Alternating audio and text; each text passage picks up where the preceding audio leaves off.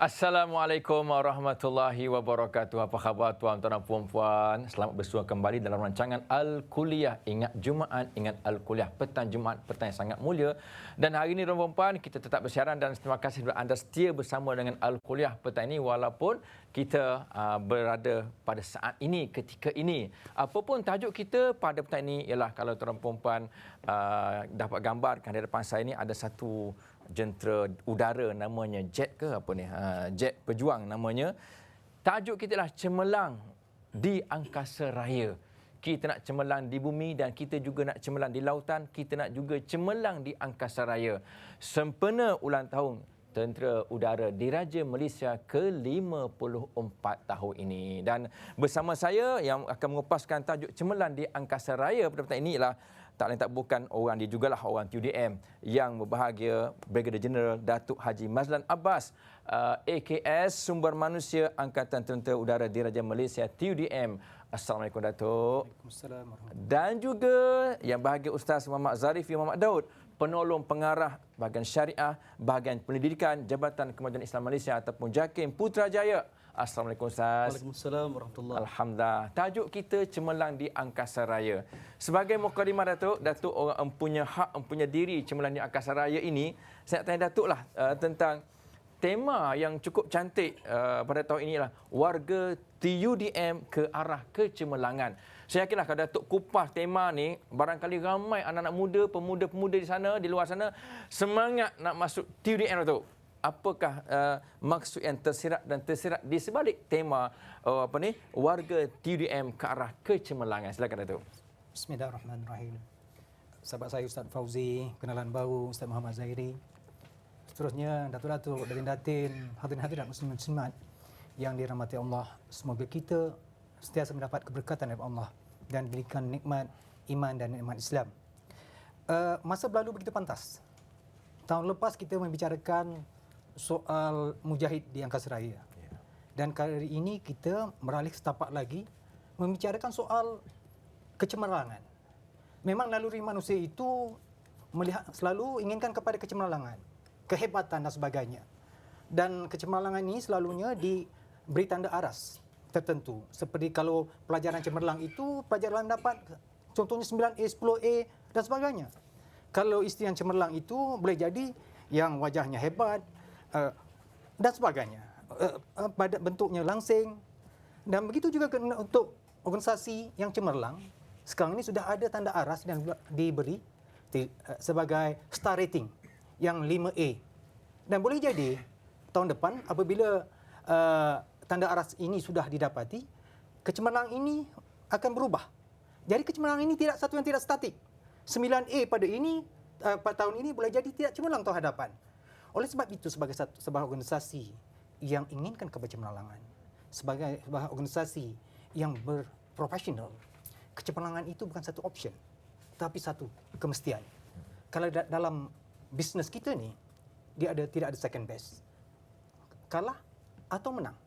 Jadi oleh sebab itu, kita amat merkendakkan mereka-mereka atau warga TUDM ini terdiri daripada warga-warga yang cemerlang. Pokoknya, apakah yang disebut kecemerlangan itu? Saya ingin mengimbas kembali kepada zaman permulaan Islam itu sendiri. Zaman yang dipanggil zaman cemerlang keislaman. Bagaimana generasi awalun yang dibentuk, dididik oleh Rasulullah itu sendiri. Ini adalah generasi yang hebat. Yang inilah seharusnya kita benchmarkkan. Bagaimana Rasulullah membentuk mereka. Begitu cemerlang sekali, cemerlang di medan perang, cemerlang sebagai pentadbir dan sebagainya. Dan natijah kepada kecemerlangan ini kita boleh lihat ketika berlakunya Perang Badar Al-Kubra. Bagaimana 313 para mujahid berdepan dengan 1,000, lebih setengah riwayat mengatakan 1,700 musuh-musuh. Kalau kita nak membuat perbandingan sekarang ni, seolah-olah Malaysia ni berdepan dengan superpower. Kerana yang 1,700 itu begitu hebat kelengkapannya. Tetapi dengan izin Allah dan kecemerlangan generasi ini, mereka itulah kejayaan. ukurannya. Betul, yang terbaik adalah ukuran kecemerlangan warga TUDM dan warga semualah ya. Dan kita ini berada di studio C sepentas bersama dengan warga TUDM sebenarnya. Datuk, Datin dan juga semualah laskar-laskarnya, apa-apalah ya, sebutan pun dah telur dah sikit dah. telur. Okey, Ustaz Zarifi, saya sebut. Tadi kalau tahun lepas, Mujahid di Angkasa Raya. Tahun ni Cemerlang di Angkasa Raya. Nak tanya Ustaz, sejauh manakah dikatakan pengkhianat bagi mereka yang tidak mempertahankan negara ataupun mengabaikan keselamatan negara? Sejauh manakah dikatakan pengkhianat dan negara mengikut konteks kacamata Islam? Silakan Ustaz.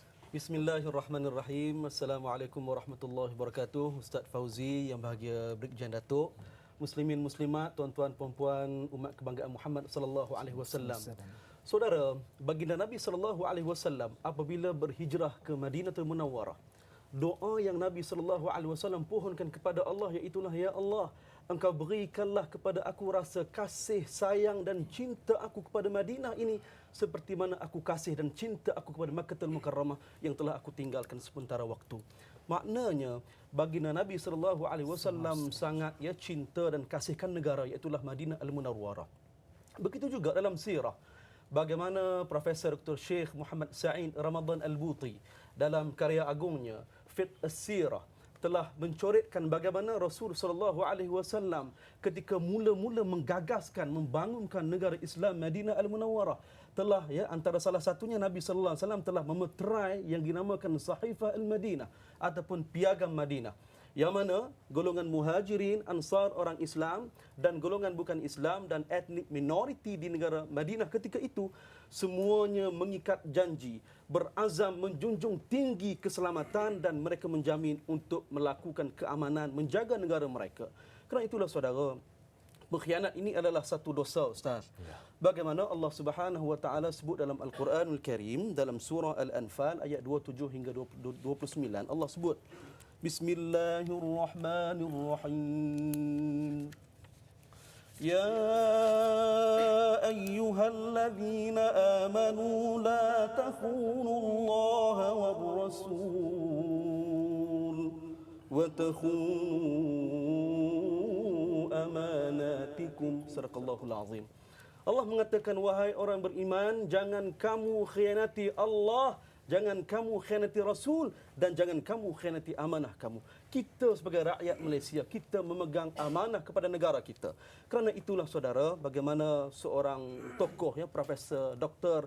Abdul Mu'in Salim dalam kitabnya Fiqh As-Siyasah telah mengatakan adalah haram hukumnya bagi seseorang warga negara yang sengaja melakukan kerosakan, kemudaratan kepada negara yang dia diami. Hukumnya adalah haram. Jadi pengkhianat ini saudara adalah satu perkara yang sangat berdosa, yang mana paling kecil pun saudara, bagaimana Nabi sallallahu alaihi wasallam sebut dalam konteks rumah tangga, kalaulah seorang suami ataupun isteri mengkhianati amanah pasangannya, dosanya adalah mereka diberikan seburuk-buruk tempat di neraka Allah SWT.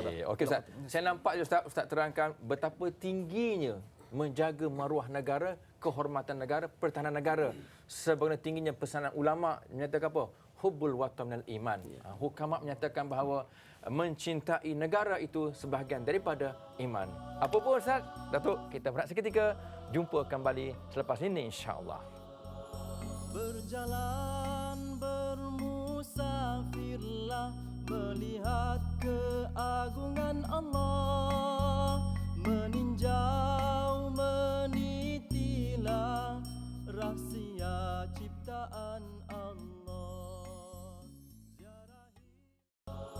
Berjalan. Alhamdulillah, terima kasih sebab anda setia bersama Al-Kuliah Cemerlang di Angkasa Raya pada petang ini, dan saya berada di Angkasa Raya sebab ada jet berjuang kat belakang saya, jet atas meja. Hebat terhebat kita ini. Apa pun kita teruskan dengan persoalan kita tentang Cemerlang di Angkasa Raya ini bersama dengan warga ataupun anggota TUDM yang datang ke Studio C sepentas yang begitu ramai pada petang ini. Kita tanyakan ada tak soalan. Silakan kalau ada soalan.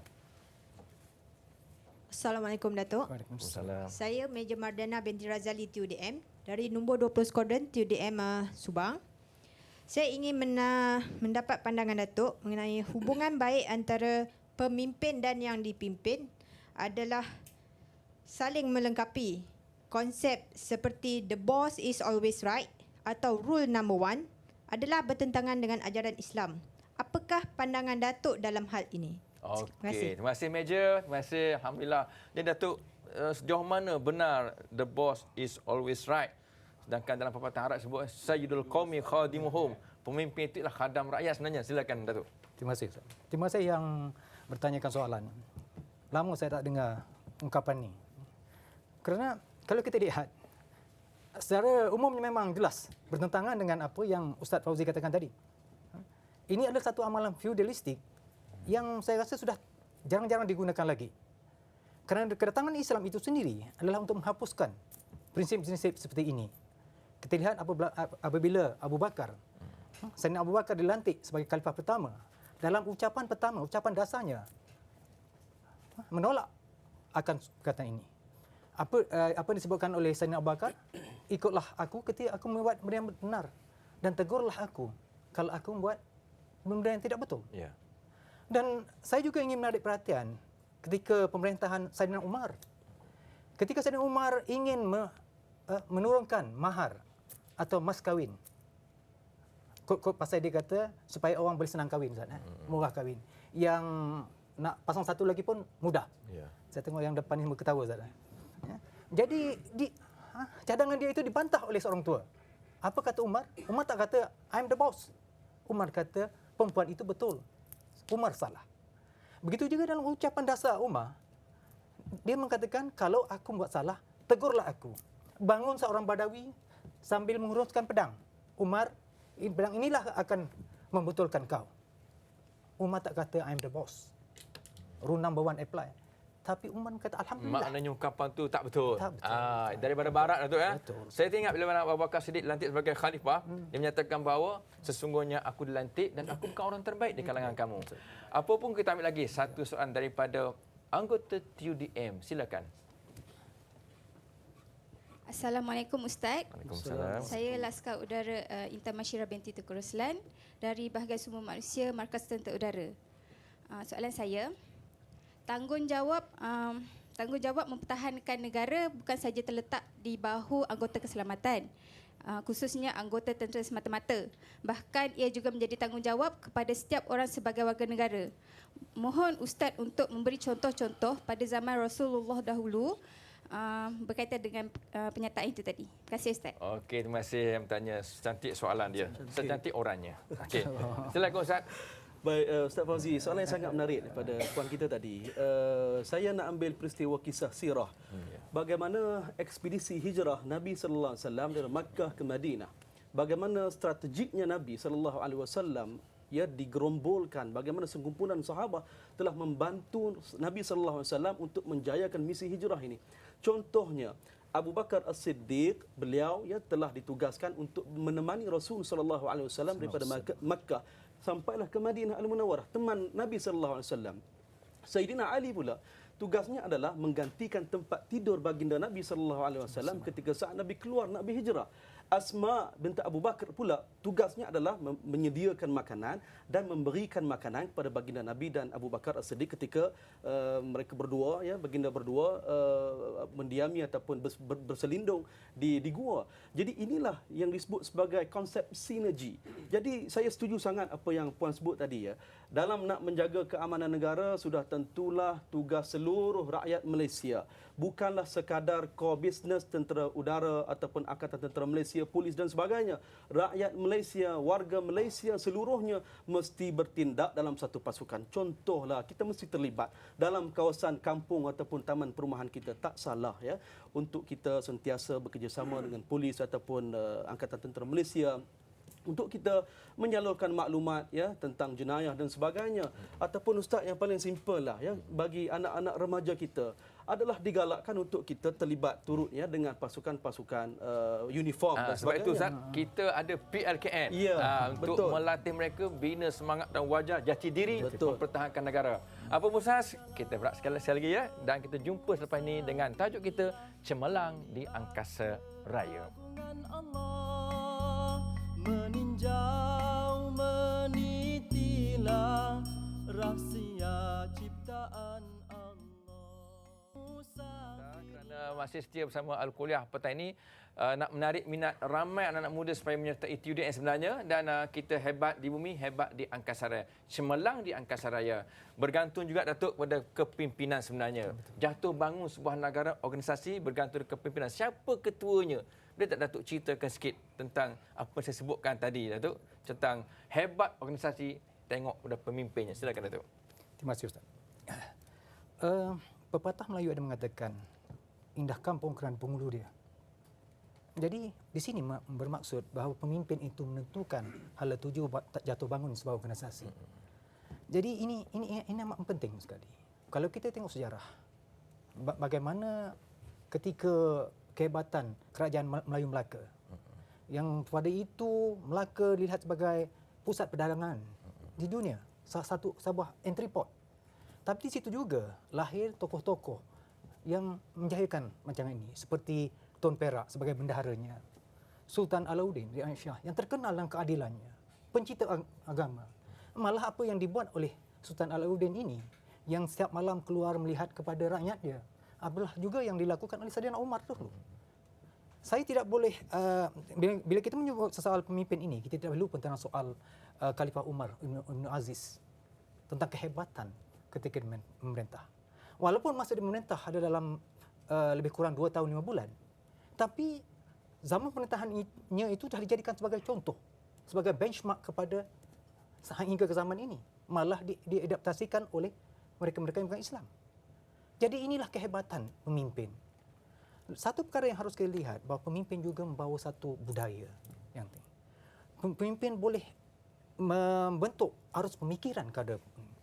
Sebagai contoh dalam kita lihat Khalifah Al-Walid, kerana cintanya kepada seni bina, jadi seluruh rakyatnya minat kepada soal seni bina. Tetapi dalam seterusnya kepada Khalifah Sulaiman pula yang seterusnya, yang cintakan kepada hiburan, menyanyi, berdansa dan sebagainya. Jadi rakyatnya juga begitu. Dan kita sebut tadi tentang Khalifah Umar Ibn Aziz, kerana dia cintakan ketawadukannya. Jadi pasal itu keimarahan masjid-masjid, soal kemasyarakatan. Saya nampaklah, Datuk, zaman Umar bin Aziz dulu kan, nak cari orang miskin pun susah. Yang layak terima zakat walaupun dia merintah tak lama. Tapi itulah hebatnya seorang pemimpin, boleh menukar corak negeri ataupun negara dalam masa yang singkat menjadi begitu hebat dan cemerlang. Apa pun Ustaz, saya nak balik pada Ustaz pula ya. Kita alhamdulillah Ustaz, bila sebut Malaysia ni ramai pelancong nak datang. Sebab bumi kita bumi yang indah, bumi yang subur, letak apa pun hidup tuan-tuan. Ustaz ya, orang Bangla pun datang, Indo pun datang, Myanmar pun datang. Apa pun Ustaz, tidak ada gempa bumi, tidak ada bencana alam. Malah kita pun memang kita menentang budaya seks sumbang dan sebagainya, songsang yang nak diterapkan di sini. Tapi ada suara-suara sumbang nyata yang mempelekehkan kedaulatan negara kita ni Ustaz. Apa hukumnya, silakan Ustaz? Ustaz Fauzi, bagaimana Allah Subhanahu Wa Taala dah sebut dalam Al-Quranul Karim, Allah telah memberikan perbandingan antara orang yang beriman yang mana mereka berjuang berjihad di jalan Allah dengan orang yang beriman tetapi mereka duduk saja di rumah tidak turut berjuang.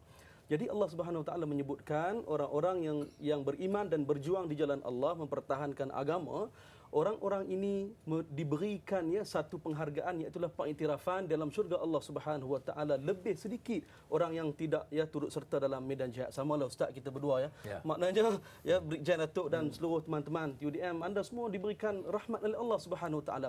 Yang kedua, hadis Nabi sallallahu alaihi wasallam yang sahih. Nabi mengatakan, orang yang berjihad, berjuang walau dalam keadaan sebentar seumpama memerah susu unta, orang-orang ini telah dihadiahkan syurga kepada mereka.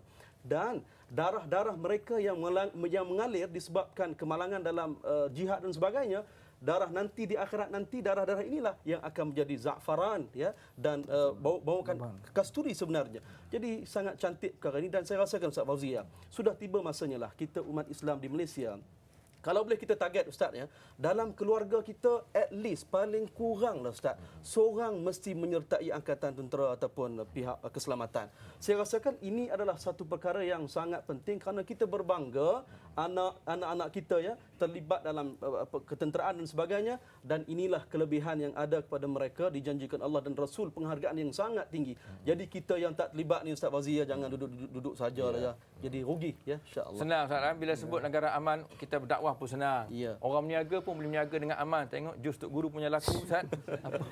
Okey, apa pun kita berehat seketika dan kita kembali selepas ini insya-Allah.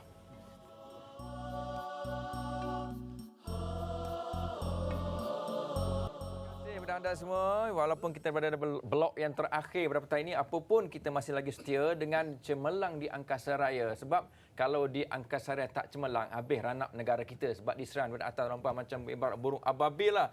Menyerang tentera bergajah Abraha. Habis ranap tentera gajah Abraha walaupun gajah. Apapun Datuk, kita cerita lagi tentang cemerlang di angkasa raya sempena ulang tahun TUDM ke-54. Dah lama dah umur Datuk betul? Saya masuk 57. 57, tengok. Lebih tua daripada TUDM. Okey. Ustaz Fauzi pecah rahsia. Pecah rahsia kan? Okey Datuk, cerita bab organisasi cemerlang Datuk. Yeah. TUDM memang cemerlang. Apakah sebenarnya kualiti yang Datuk nampaklah untuk mertabakkan lagi TUDM ni yang memang dah pun cemerlang, nak mencemerlangkan lagi? Silakan Datuk. Terima kasih Ustaz. Bila kita melihatkan soal kualiti dalam TUDM ini, kita harus melihat kepada soal pemimpin dan juga yang dipimpin. Kita tidak boleh membezakan keduanya. Ibu Tamiyah mengatakan antara kualiti yang penting kepada pemimpin adalah dua.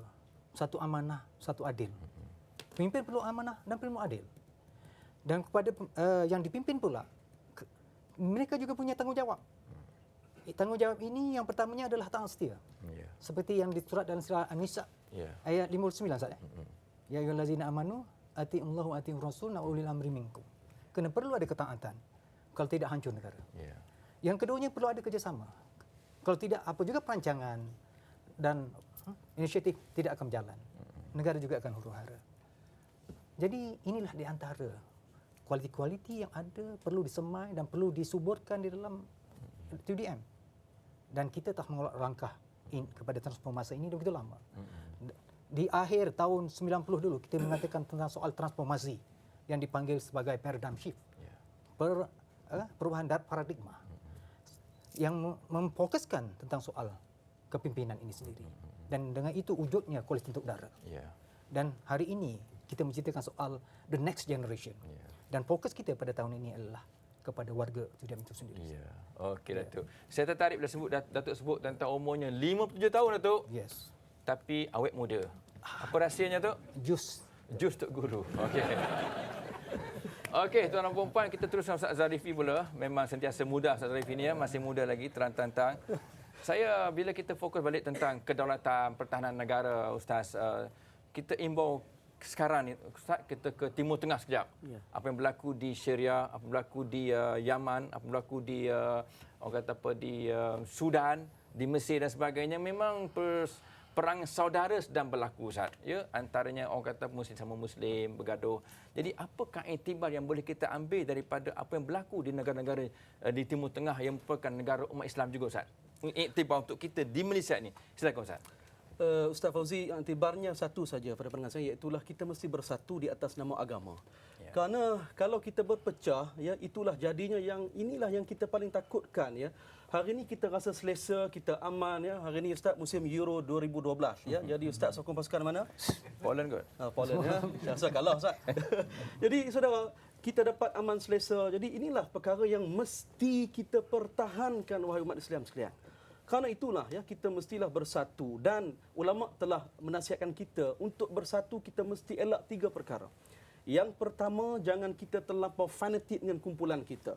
Sebagai contoh Ustaz, ya, nak pergi makan kenduri, tengok dulu ya tuan rumah tu sokong Portugal ke sokong Greece contoh. Ataupun dia tengok dulu kemah tu warna apa.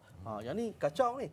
Nombor 2, kata para ulama, ya, jangan kita jadi orang yang suka berdebat dalam perkara-perkara ranting, remeh dan khilafiyah. Contoh Ustaz, duk debat nak sebut ayam goreng ke ataupun nak sebut goreng ayam. Ataupun goreng pisang ke ataupun pisang goreng. 2 jam. Akhir sekali makan pun soda. Kan? Jadi perkara ini kita rugi. Dan yang ketiga, kita mesti buangkan dalam sifat diri kita hasad dengki. Kerana apa saudara, apabila kita lihat ni orang Melayu Islam kita, khususnya orang Islam kita berjaya, maka kita sokonglah ya, dan kita berikan galakan kepada dia, motivasi kepada dia untuk terus berjaya. Kerana ya kebersatuan inilah bukan perkara yang penting, kerana Allah Subhanahu wa taala sebutkan dalam Al-Quran Karim surah Al-Anfal ayat 46, wa atiiullaha wa rasulah wa la tanaza'u fatafshalu wa tadhhaba rihukum. Allah kata ya, taatlah Allah, taatlah Rasul, bersatulah kamu, jangan bercerai-berai, jangan berpecah belah, kerana pecah belah itulah menyebabkan kekuatan kamu luntur, kata Allah Subhanahu wa taala. Wallahu a'lam. Okey, Datuk, sebagai terakhirlah ya, tentang nak tarik pelapis-pelapis ni untuk Datuk dah 57 tahun dah kan. Saya baru 27 Datuk ya. Nak ada tarik potensi. macam saya ni masuk TDM, apa nasihat Datuk dan yang melihat ni? Silakan Datuk. Sebenarnya yang melihat ni semua dah masuk TDM. Dan sana. Oh, yang mana? Di rumah. Oh, yang di rumah. Okey, begini. TDM adalah sebuah organisasi yang begitu hebat. Yang jalankan satu amanah yang begitu hebat. Ya. Dan kita perlukan kepada generasi hebat untuk mengambil alih tempat-tempat macam orang. Saya bukan hebat. Saya. Tapi kita, ruang yang diberi dalam organisasi itu begitu banyak. Jadi, joinlah TDM untuk menjadi seorang yang hebat. Okey, pendek saja. Pendek saja. Tahniah Datuk sempena ulang tahun ke-54 TDM. Terima kasih. Okey Ustaz, tentang jihad dengan niat. Orang masuk TDM ni senang. Kalau dia mati pun syahid. Jihad dengan niat, sila Ustaz. Yang pertama sekali, ikhlaslah kepada Allah Subhanahu wa taala. Mudah-mudahan Allah Subhanahu wa taala akan memberikan ya kerahmatan, dan akhirnya matlamat kita untuk masuk syurga Allah Subhanahu wa taala itu akan dikabulkan oleh Allah Subhanahu wa taala, insya-Allah. InsyaAllah. Apa pun, terima kasih bagi Datuk dan juga yang bagi Ustaz. Kita tengah bersiaran dengan cemerlang di angkasa raya pada petang ini. Terima kasih semua warga ataupun anggota TUDM pada petang ini yang turut berkongsi dengan kami di studio pada petang ini. Dan terima kasih juga penghargaan kepada Jus Tuk Guru yang menyediakan sagu hati kepada tetamu kehormat pada petang ini. InsyaAllah pada minggu hadapan kita akan menceritakan topik yang berkaitan dengan Palestin. InsyaAllah kita jumpa. Tunggu janji kita pada hari dan waktu yang sama. Assalamualaikum warahmatullahi wabarakatuh.